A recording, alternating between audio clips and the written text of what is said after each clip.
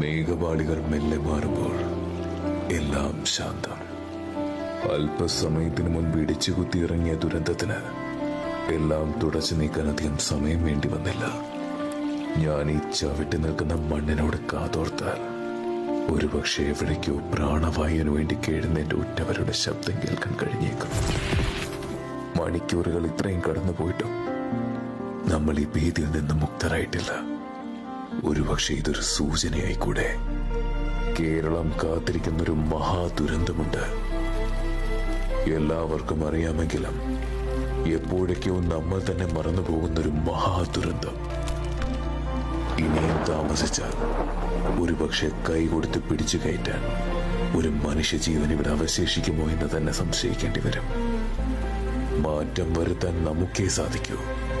ഇവിടുത്തെ സാധാരണക്കാർക്ക് നമുക്ക് വേണ്ടി കൈ ഉയർത്താൻ നമ്മൾ തന്നെ മുന്നോട്ട് വരണം. ശേഷം മാത്രമേ അധികാരികളുടെ കൈകൾ നമുക്കായി ഉയരുകയുള്ളൂ.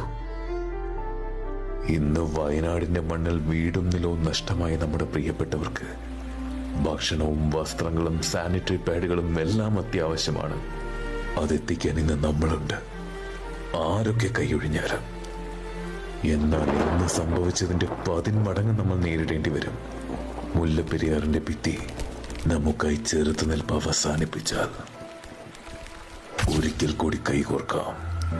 ഒരുപാട് ദുരന്തങ്ങളിലൂടെ നമ്മൾ കടന്നു പോയിട്ടുണ്ട്, മറികടന്നിട്ടുമുണ്ട്. സോഷ്യൽ മീഡിയയുടെ ശരിക്കുമുള്ള ഉപയോഗം എന്തെന്നൊരിക്കൽ അത് നിർമ്മിച്ചവർക്ക് പോലും കാണിച്ചു കൊടുത്തവരാണ് നമ്മൾ. ഇതും നമ്മൾ അതിജീവിക്കും, ഒറ്റക്കെട്ടായി, ഭയമില്ലാതെ. Justice for Kerala.